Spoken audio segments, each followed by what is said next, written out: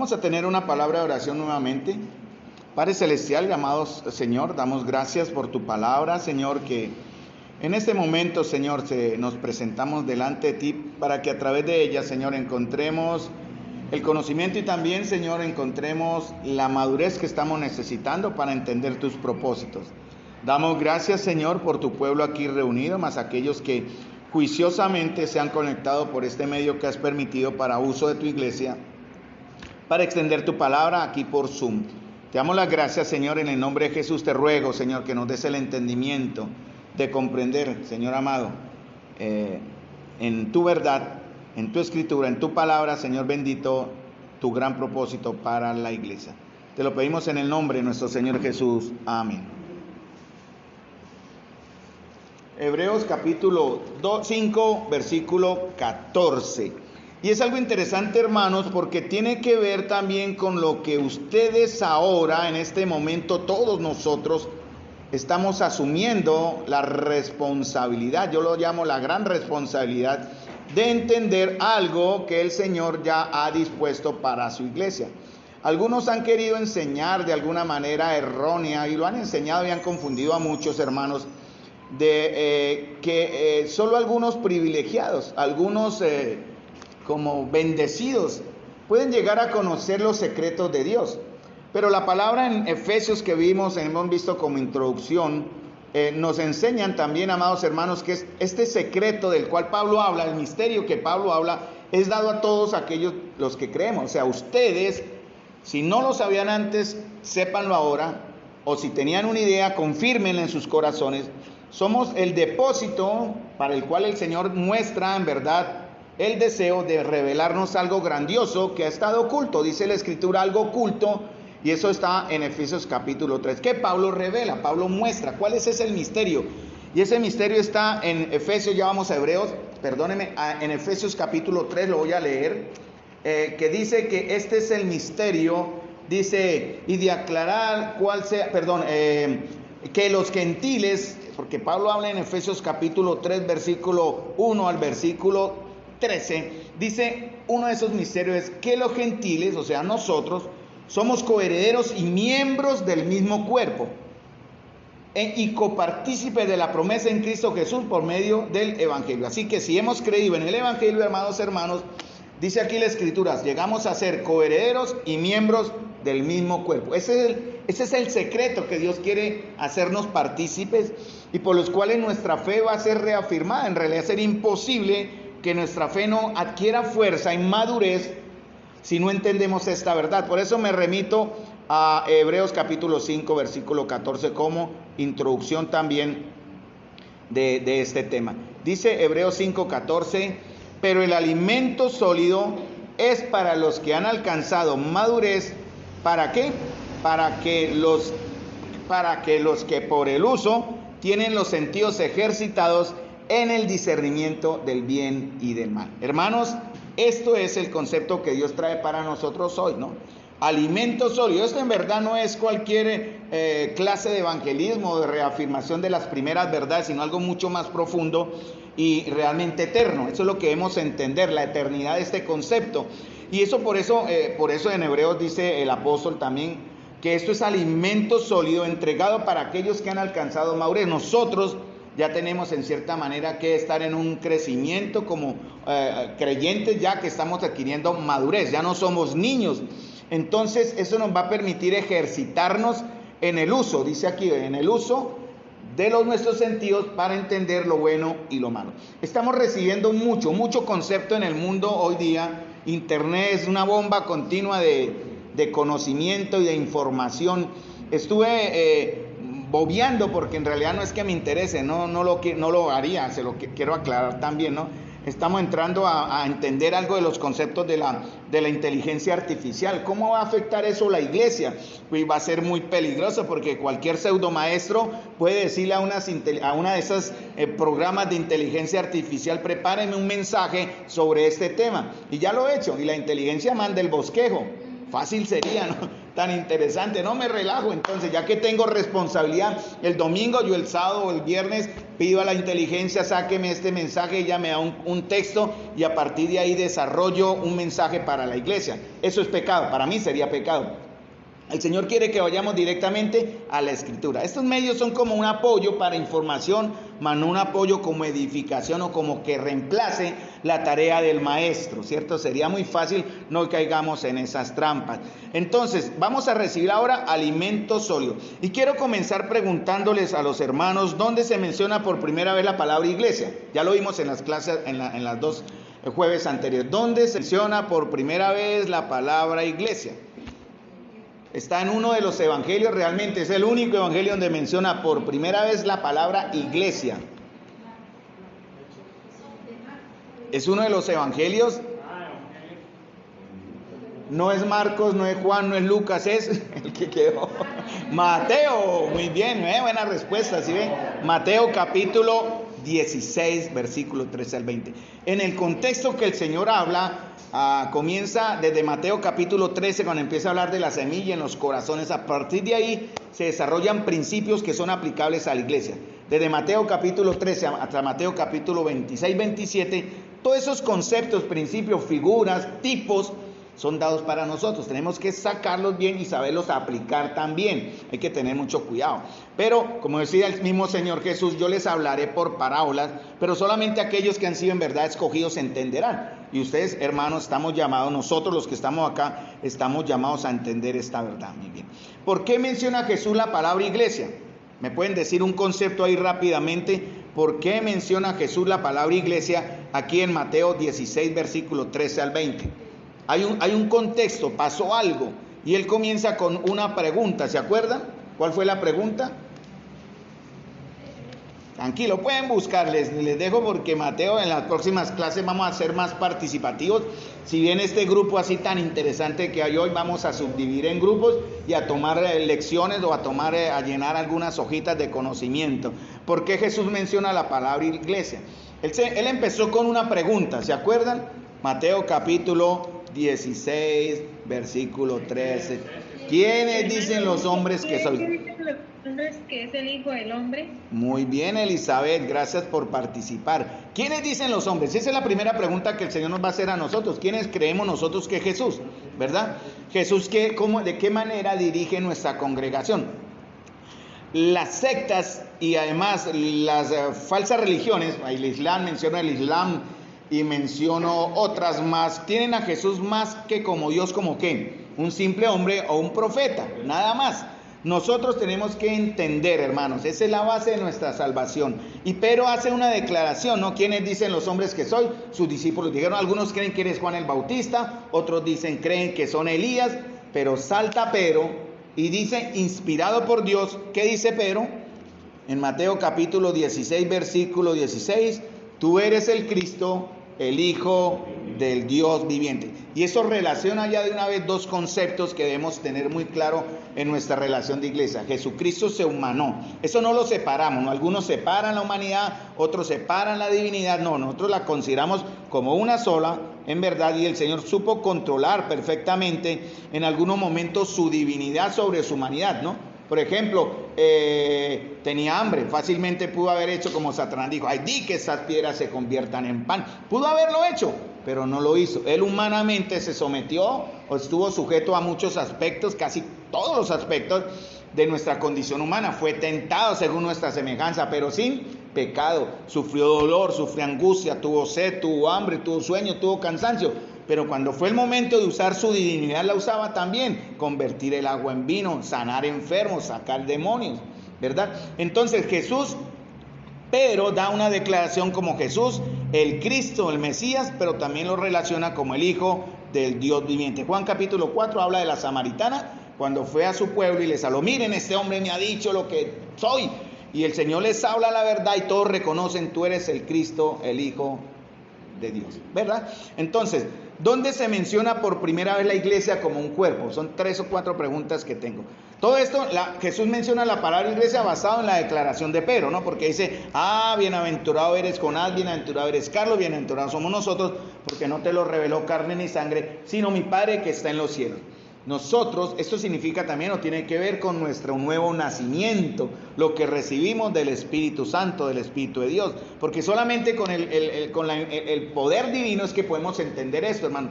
La palabra de Dios dice en Efesios 2, estamos muertos en delitos y pecados, por tanto, como muertos no podemos entender, nuestro corazón no busca de Dios, nuestros caminos no son caminos que busquen de Dios. Estamos acá, hermanos, porque Dios nos tocó. En algún momento de sus vidas el Señor obró en sus vidas, obró en mi vida y nos llevó a entender esta verdad que ahora hoy vivimos, y debemos vivir también de una manera más práctica, más real, no simplemente un concepto mental sobre que Jesucristo es Salvador, Jesucristo es Dios, sino hay que vivirlo, y esa es la función que vamos a empezar a entender al actuar como iglesia, como un cuerpo. Entonces el Señor, basado en la declaración de Pedro, de que sobre esta roca, sobre la declaración de Pedro, Él va a edificar ¿qué? Mi iglesia. Es la iglesia del Señor, ¿no? Entonces, todo esto. Muy bien, ¿y en dónde se menciona? Les di tiempo para que buscaran y relacionaran. ¿Dónde se menciona por primera vez a la iglesia como un cuerpo? Las epístolas fueron escritas en una cronología, en un orden. No están como están aquí Hechos, Romanos, Primera de Corintios, sino van en un orden. La primera vez que se menciona a la iglesia como un cuerpo en las epístolas. ¿Dónde? En Mateo es el Señor, en las epístolas, las que vienen después, en las enseñanzas doctrinales, es donde Pablo empieza a hacer la aplicación, porque Jesús aquí reconoce que está su iglesia y sobre esa iglesia va a edificar algo, sobre el concepto de Pedro. Pablo menciona la primera vez la palabra iglesia en una de sus cartas, que fue la primera que él mandó, que fue a la iglesia más. Muy bien, ya con eso le di. La iglesia de los Corintios, en 1 de Corintios capítulo 10, versículo 16-17. Porque la iglesia estaba en desorden en cuanto a la cena, y el apóstol les hace un llamado de atención sobre eso. Es la primera vez que menciona la iglesia. Y cronológicamente el Romanos, primera, segunda, Romanos, aunque Tesalonicenses, él ya comienza a desarrollar el concepto que estamos aprendiendo hoy. Que la iglesia es un cuerpo. Y como tal, vamos a ver cómo vamos a funcionar. Entonces, les pregunto, ustedes me dicen sí o no, porque si no tendríamos que volver al principio. Si hemos entendido los conceptos, las similitudes, los símbolos o los tipos que el Señor usa en su palabra para mostrar a la iglesia como un cuerpo, una familia. ¿Qué más? ¿Qué más la iglesia? Como un cuerpo, una familia, un edificio. ¿Qué más? Somos templo, somos luz, somos sal. Bueno, y hay muchos conceptos, son tipos. Porque el Señor con estos ejemplos quiere enseñarnos algo, con estas tipologías. Vamos a ver qué significa la tipología que vamos a ver ahora, porque vamos a ir a Génesis más adelante, en unos minuticos vamos a Génesis, que es donde comienza la historia. ¿Qué significa la membresía en la iglesia local? ¿Ustedes entienden el concepto de lo que significa ser miembro de una iglesia local? No la iglesia universal, porque la iglesia universal somos partícipes desde el momento en que ¿qué? ¿Cuándo somos parte de la iglesia universal? Cuando hemos creído. 1 de Corintios capítulo 10, que también habla el apóstol ahí, ¿no? En un solo cuerpo fuimos todos bautizados. Pero entendemos ahora lo que significa la membresía o ser miembros de una iglesia local. Pablo exhorta en Romanos 12:2 a no dejarnos moldear por el mundo. Hoy el mundo nos está bombardeando de muchas cosas que hay que cerrar filas, hermanos, y aferrarnos a la verdad de la Escritura. Mire, sí, humanamente nos podemos equivocar de pronto en algún concepto, también estamos aprendiendo, pero la Escritura no se equivoca. La verdad de Dios se va a mostrar a aquellos que realmente le buscamos de corazón, y el Señor va a mostrar su palabra, porque Él no va a querer que esta asamblea, sobre todo nosotros, se engañe o se tuerza en un concepto de doctrina. Por eso debemos ir muy juiciosamente a la verdad de la palabra de Dios. Romanos 12 dice eso: no se dejen amoldar por este mundo, sino déjense transformar, dice el apóstol, por medio de la renovación del entendimiento. Y renovación significa quitar este chip del cual hemos sido desde pequeños marcados, ¿no? El mundo nos marca cómo debe ser la moda, cómo debemos hablar, cómo debemos comportarnos, y la iglesia está llamada a hacer la diferencia, ¿no? Que vean, ¿no? Un contraste. Por eso, pues doy ejemplos, por ejemplo, en el vestir, por ejemplo, se me viene ahorita. ¿Qué diferente hemos ser los cristianos y los creyentes en el vestir en comparación al mundo, ¿no? La gente, yo he visto niñas que de una vez identifico, y me he dado cuenta en una vez que pasó en un caso particular, que vi unas niñas vestidas de una manera específica y dije, ellas son cristianas. Y dio la casualidad que a los pocos momentos yo pude relacionarme y les pregunté. Y sí, realmente me confirmaron que eran cristianas. Fue algo que vi, yo no las conocía. Solo unos momentos después, por una situación particular, pude preguntarles, ¿ustedes son creyentes? Y ellas me dijeron, sí. ¿Sí ven? Hay algo que nos diferencia. ¿Qué ve la gente en el mundo? La gente del mundo, perdón, en nosotros.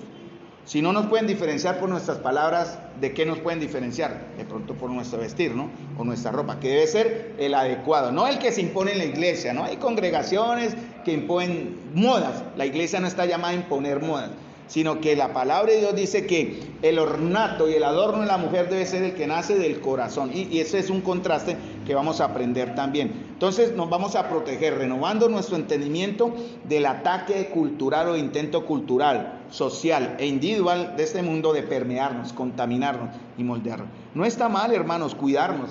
No es pecado, no es canzonería de los líderes ni de los padres, sobre todo le digo a los chicos, o de los líderes padres o de los líderes de mujeres también, el marcar unas pautas de comportamiento y de vestuario, porque eso hace la diferencia, no es malo, es que nosotros no somos de este mundo, hermanos, y estamos llamados a ver un contraste. La palabra de Dios dice también que somos sal, no una sal adulterada, como también hablamos el domingo, ¿no? Que somos miel, pero no una miel adulterada, ¿verdad? Y no estamos llamados a hacer, ¿qué? Levadura, o a permitir la levadura del pecado entre nosotros. Entonces, 3 palabras que nacieron en Génesis.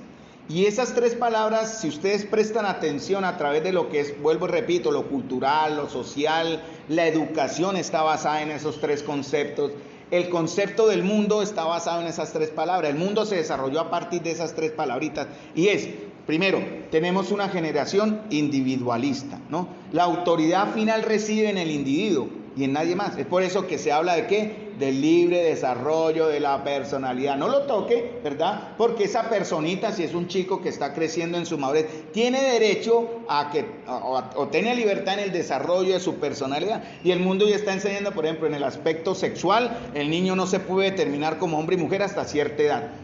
Así, esa es la mentira del mundo. Y hay iglesias incluso también que están enseñando eso, pero también en la parte educacional se ha permeado, se ha metido, ya es una imposición del Estado obligar a los padres a cómo deben educar a sus hijos de acuerdo al concepto estatal. ¿Me entienden la idea? Porque eso viene del mundo.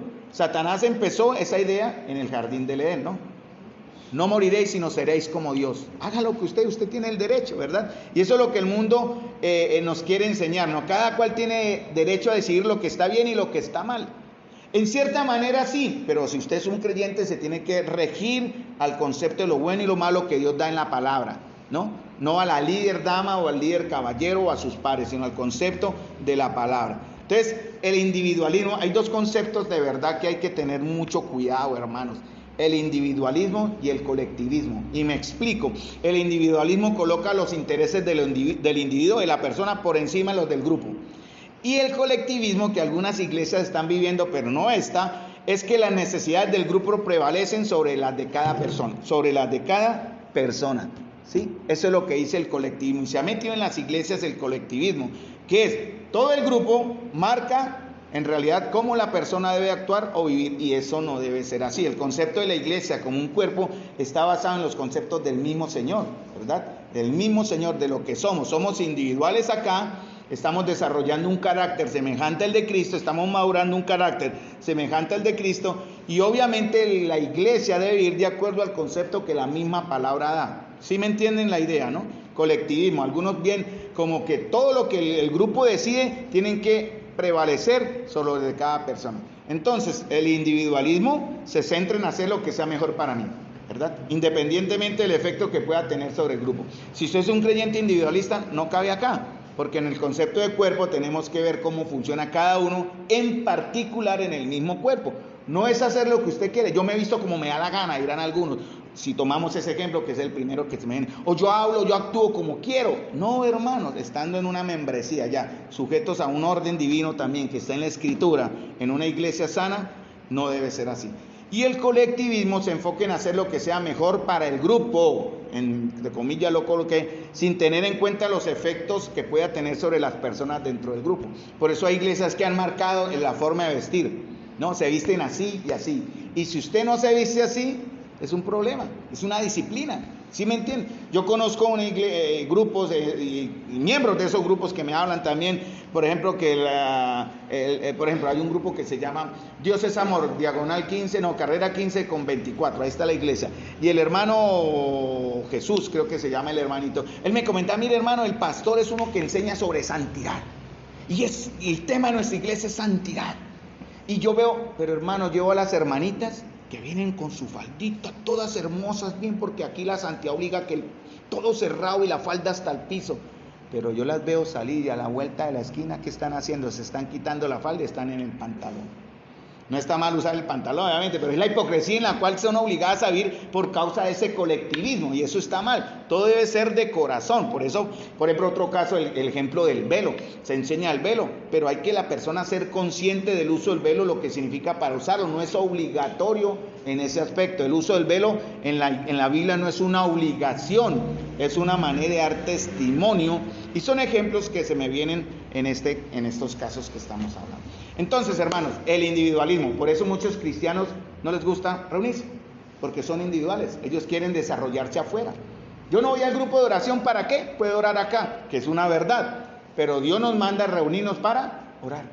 Yo puedo estudiar la Biblia acá, lo cual es otra verdad también, ojalá lo hagan, pero yo no voy al culto de estudio bíblico porque no necesito, yo estudio acá, no es lo que Dios manda. El Señor ordena que nuestra comunión debe crecer todos hasta que todos crezcamos a la medida, a la estatura de la plenitud de Cristo. Entonces, todo lo que se interponga en este derecho que el mundo enseña, el libre desarrollo de la personalidad, y el derecho que tiene cada persona a lograr sus deseos y aspiraciones, todo lo que amenace esto, que supuestamente tengo a ser guiado por mis sentimientos subjetivos, por mis impulsos del corazón, es mal visto, ¿sí? Por eso la iglesia se ve como un obstáculo. No, es que allá le van a lavar el cerebro, es que allá tienen que marcarse sobre la línea que diga el pastor, y ejemplos así.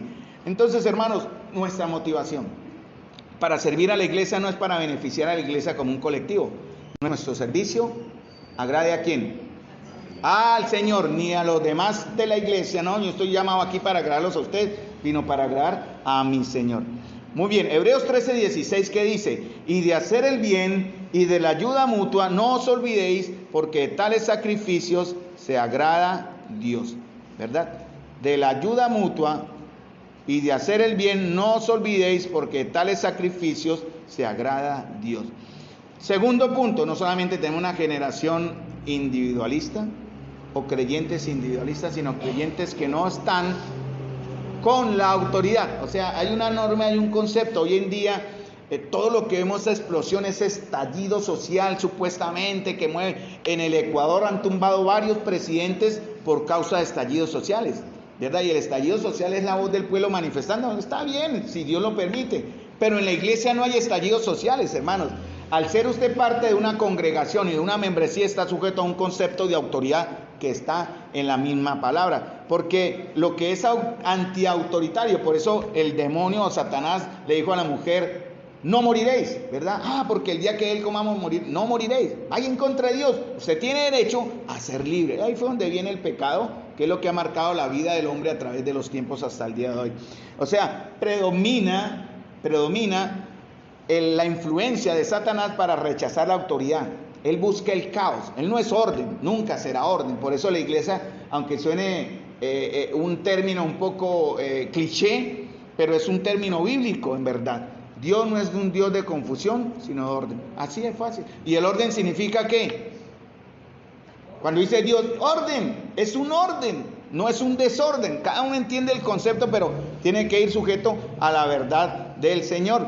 Porque este individualismo que predomina en los creyentes, lo vemos en la iglesia como una cosa negativa, obviamente. Porque aunque la iglesia no es una organización, sino un organismo, ¿cierto? Hay iglesias que se organizan, ¿no? Está el pastor, el copastor, el consejo de diáconos, ujieres, y todo es un orden. Aquí no, hermanos, aquí hay la libertad del Señor para servir, pero bajo unos conceptos que también están, unas condiciones que Dios pone. ¿verdad? Por eso no podemos servir solo porque quiero, lo cual es un buen deseo, sino en verdad quiero, entonces me acomodo al concepto de Dios. Soy fiel, soy perfecto en cierta manera, lo que el Señor dice en el Salmo 102, ¿no? A mis ojos pondré sobre los fieles de la tierra, el que ande en el camino y la perfección, este me servirá. Ese es el concepto. Si usted lo quiere aceptar, aquí lo puede vivir, pero no es simplemente venir a resaltar acá, ya sea el que enseñe o el que dirige, el que cualquier servicio, no solamente aquí de manera visible, más público, sino en todo servicio, hermano, porque al ser usted parte del cuerpo, así sea usted la uñita del pie, hermanos, es clave, es importante. Entonces, el cuerpo del Señor es un cuerpo vivo, no es un organismo que posee organización, estructura. Por eso se habla de ancianos. Y estamos viendo, y próximamente voy a pedirle el favor a las damitas que me permitan unas clases con las damas, porque vamos a hablar de ese concepto del diaconado que estamos viendo de los caballeros, porque Pablo le mandó a Tito, por esta causa te dejé en Cretas para que establecieses ancianos y corrigiese lo deficiente. Y quiero enseñarle a las damas qué es lo deficiente, porque hay unos caballeros que están en lista de espera para ser reconocidos como diáconos. Nuestra iglesia ha sido deficiente por años, solo ha tenido ancianos, y es necesario que se reconozcan de una manera ya más pública, llamemos así, pero basados también en el servicio, por lo menos 1 o 2 diáconos. Ya hay uno que ha estado formado en gran concepto, y ya hemos hablado, el hermano sabe que él se está preparando, pero ¿sabe cuál va a ser la clave, hermano? Cuando hablemos con su esposa. Su esposa dirá si verdaderamente este varón puede servir o no. Y también debemos enseñar este concepto. Hay una organización, una estructura que está basada en la membresía que usted tiene acá, voluntaria, consciente y responsable. Usted está aquí para funcionar, para ser participante y no simplemente consumidor. Usted está llamado a dar. ¿Qué va a dar? El Señor le va a mostrar. El Señor le va a mostrar seguramente. Porque algunos hermanos pues son toderos en algunas cosas, pero no toda la vida se puede ser todero, ¿no?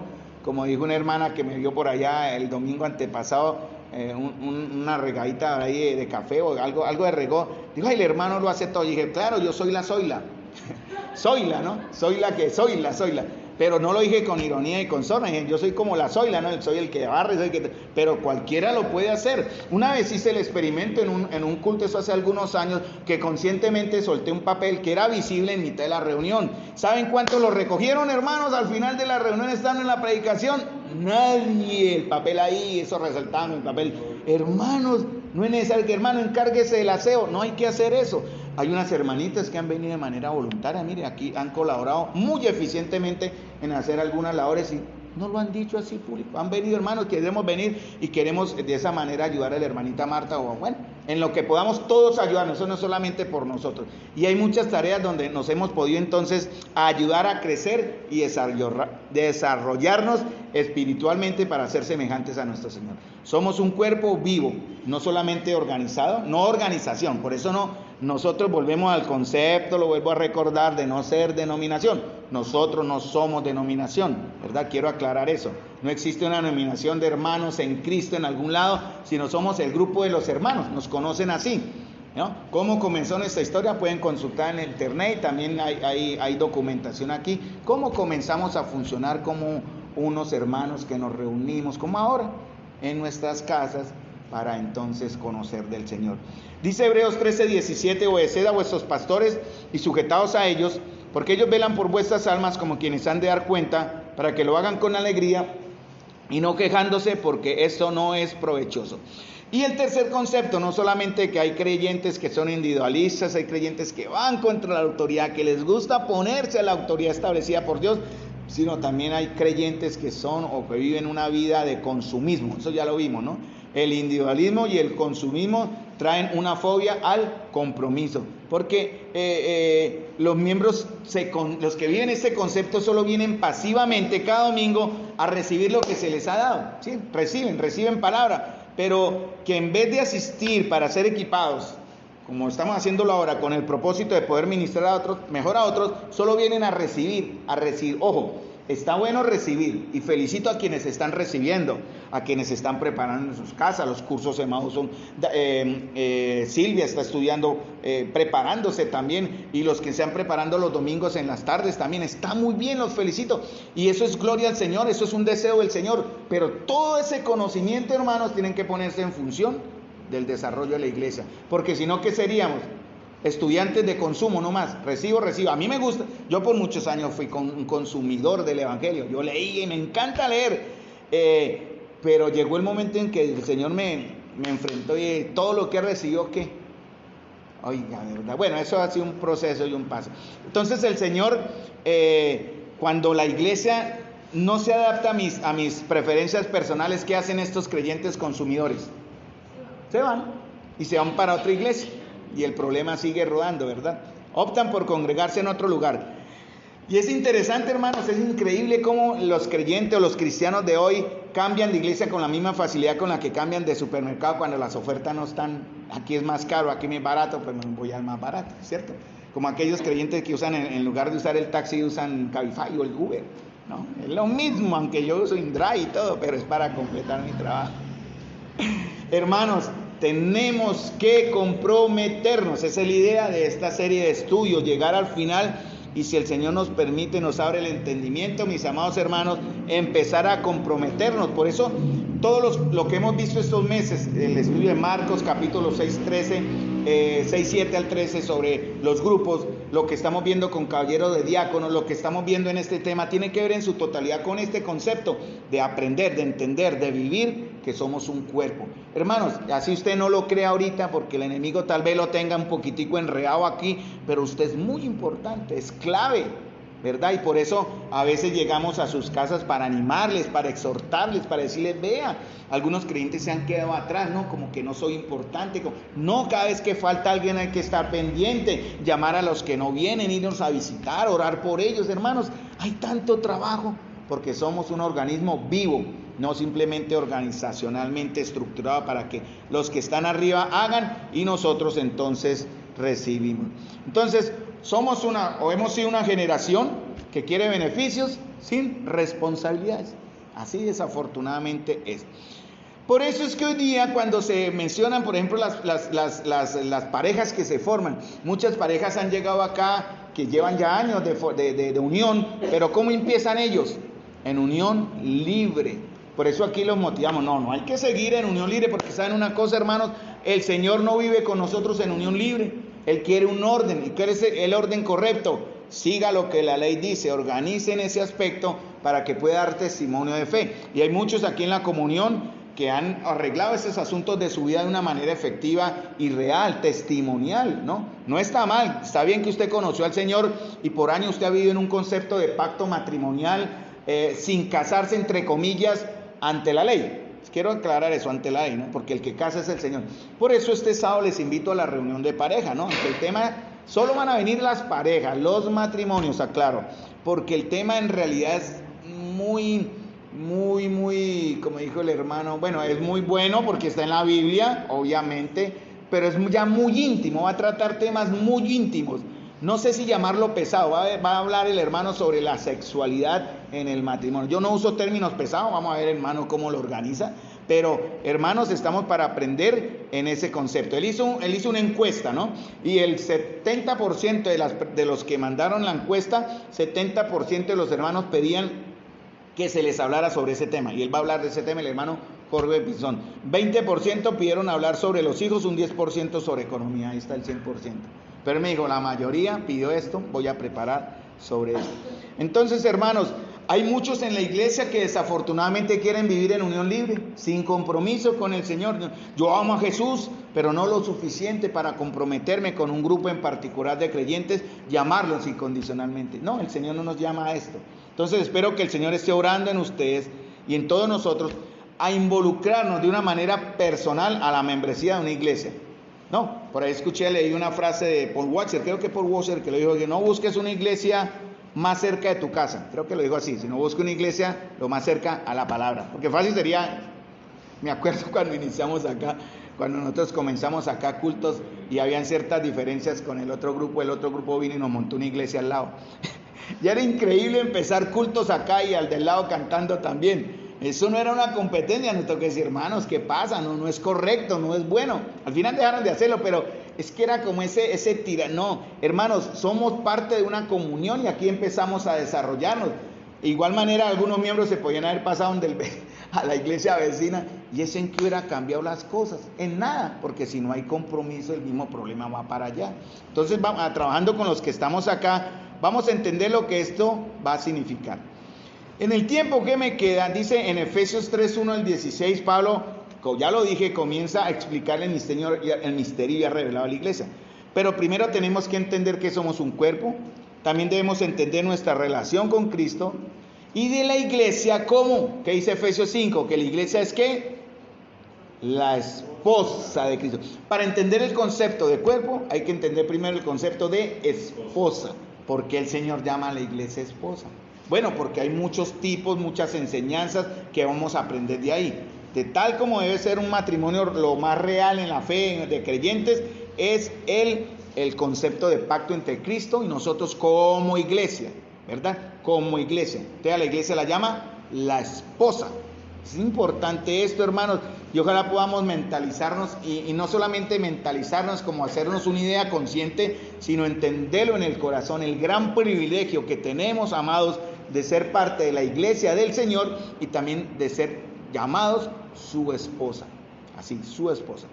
Entonces, dice Efesios 5:25 al 32. Lo voy a leer. Maridos, amad a vuestras mujeres, como Cristo amó a la iglesia y se dio a sí mismo por ella, para santificarla, habiéndola purificado por el lavamiento del agua con la palabra, a fin de presentársela a sí mismo, una iglesia en toda su gloria, sin que tenga mancha ni arruga ni cosa semejante, sino que fuera santa e inmaculada. Así también deben amar los maridos a sus mujeres como a sus propios cuerpos. El que ama a su mujer, a sí mismo se ama, porque nadie aborreció jamás su propio cuerpo, sino que lo sustenta y lo cuida, así como también Cristo a la iglesia. Resalta estas palabras porque son las del tema, ¿no? Cristo a la iglesia, porque somos miembros de su cuerpo. Por esto el hombre dejará a su padre y a su madre y se unirá a su mujer, y los dos serán una sola carne. Grande, dice Pablo, es este misterio. Pero hablo con referencia a Cristo y a la iglesia. Y ese misterio es el que estamos conociendo ahora. ¿Y dónde comienza la historia, hermano? Aquí Pablo da unos conceptos que están en Génesis. Esto nos va a llevar a Génesis. Vamos a Génesis capítulo 1. Porque ahí es donde comienza la historia. Y la historia va a terminar aquí en Santa María, entendiendo estas verdades que el Señor revela. Entonces, ¿en cómo se divide la Biblia, hermanos? ¿Cómo se divide la palabra? La Biblia, ¿cómo se divide? Se divide entre el Antiguo Testamento y el Nuevo Testamento. ¿Cuál es el eje central de la palabra en el Antiguo y en el Nuevo Testamento? Cristo. Entonces, todo va a centrarse en función del Señor. Por eso, en este texto de Efesios 5:25 al 32, resaltamos entre Cristo, la relación de Cristo y la iglesia, porque de ahí sale el concepto. Entonces, el Antiguo Testamento nos prepara para la venida, o preparó a la humanidad para la venida de un Salvador, que se manifiesta en el Nuevo Testamento, ¿cierto? Y aquí vemos el cumplimiento de cosas que en el Antiguo se muestran. Entonces, el Antiguo es una sombra, por decir así, y el Nuevo es el cumplimiento. Quiero aclarar, no hay contradicción. No va a haber y no van a encontrar, así se quieran ustedes buscarla, pero pues no decir un reto, pero no van a encontrar contradicción entre el Antiguo y el Nuevo. Si juiciosamente estudiamos la palabra con un corazón abierto, una mente dispuesta a aceptar lo que el Señor nos quiere enseñar, no van a encontrar ninguna clase de contradicción o de como aquí esto chirrea, ¿no? Eso es como pararse uno en una lomita y ver toda la totalidad del plan de Dios. Esos son como un gran rompecabezas, todo cuadra perfectamente en el lugar preciso. Usted no puede forzar una pieza del rompecabezas a entrar donde no es. Si ve que no fuerza, que está entrando como que aquí, es que ahí no es. Entonces vaya a otro lado y búsquele el lugar. Y así, yo lo he visto de esa manera por muchos años. Entonces no vamos a entender correctamente el Antiguo Testamento hasta que lo veamos con los ojos del Nuevo Testamento. O sea, a través de eso vamos a entender el Nuevo, vamos a entender el Antiguo. Y tampoco vamos a entender el Nuevo Testamento a menos que lo interpretemos sobre la base del Antiguo. Hace algunos años hubo en la iglesia, así cuando empezó la moda, que se descubrieron los manuscritos del Evangelio de Judas, ¿se acuerdan? Eso hace unos casi 8 o 10 años. y hermanito leyendo el Evangelio de Judas, pero no el Judas de la Biblia, ¿no? El otro protoevangelio que se llama, y empezar, hermano, ¿y por qué no hacemos esto acá? ¿Cómo así? Pero es que eso no está en la palabra. Mira, aquí está la verdad de Dios. Así vengan que el evangelio de Pedro, que el evangelio de no sé qué, evangelio, no estoy hablando de epístola, ¿no? El evangelio de Judas y el evangelio de Pedro. No, que mire que lo que enseña acá y que los milagros de Jesús antes de los 12. Hermanos, ya tocó hablarle a uno un poquito más fuertecito. Tenemos la verdad ya completa, no necesitamos escudriñar otras cosas y hay que tener mucho cuidado. Entonces, el mensaje completo de esto que vamos a ver no comienza en Mateo y no lo vamos a entender completamente si comenzamos desde aquí y desechamos los que están en Génesis hasta Malaquías. Entonces, hermanos, para entender la naturaleza de la iglesia y el lugar que ocupa en el plan de Dios, a menos que comencemos desde Génesis, porque aquí es donde comienza la historia, vamos a Génesis 1, y lo dejo ya como introducción en este último minutico, que me regalen 3 minuticos más. Primero de Corintios habla de 2 Adanes, Romanos creo que también habla, pero Primero de Corintios también habla de 2 Adanes, ¿se acuerdan? Si han estudiado eso, ¿no? 2 Adanes, ¿cuál es el primer Adán? Adán. ¿Cuál es el segundo Adán? Cristo. Entonces, los 2 Adanes están relacionados. Adán tuvo una esposa, ¿cierto? Llamada Eva. Cristo tiene una esposa llamada Iglesia. Entonces, a partir de ahí, tengan eso en mente, vamos a comenzar a entender de dónde viene el concepto del cuerpo. Entonces, como dije anteriormente, el Señor nos va a enseñar sobre diversos temas, sucesos, objetos, personas, que son considerados una sombra, una imagen o un tipo, ¿verdad?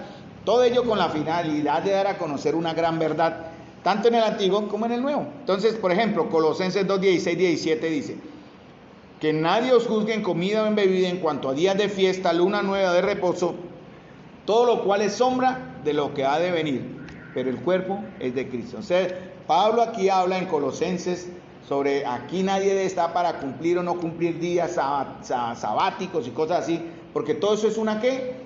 Sombra de lo que habría de venir. Entonces de ahí pensamos. Romanos 5:14 también dice: no obstante, reinó la muerte desde Adán hasta Moisés, aun en los que no pecaron a la manera de la transgresión de Adán, el cual es figura de lo que había de venir. Romanos 5:14. Entonces Adán es una figura de Cristo. ¿De qué manera? Vamos a verlo el próximo jueves.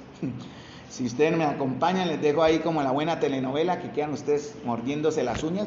Yo realmente estoy muy emocionado porque, pues si yo profundizo, hermano, pues no voy a profundizar por respeto también a ustedes, pero yo no creo, y lo digo con amor, no me malinterpreten, perdónenme, no creo que muchos de ustedes aguanten el ritmo si nos metemos de cabeza al fondo de la Escritura. Vamos a verlo de una manera para entender y avanzar en el concepto, porque en el concepto de cuerpo ya vimos membresía, ya vimos el liderazgo, o sea, la congregación de Dios y sus pastores.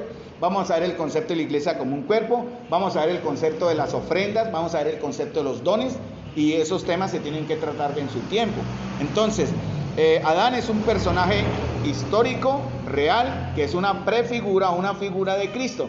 Y Pablo se refiere a Cristo en 1 Corintios 15:45 como el postrer Adán. Así también dice en 1 Corintios 15:45, dejamos acá: está escrito, fue hecho el primer Adán, alma viviente, y el postrer Adán, espíritu vivificante. Entonces, les invito, hermanos, a que me acompañen en esta, yo digo, aventura y privilegio de conocer y entender el misterio de Dios a través de la Escritura.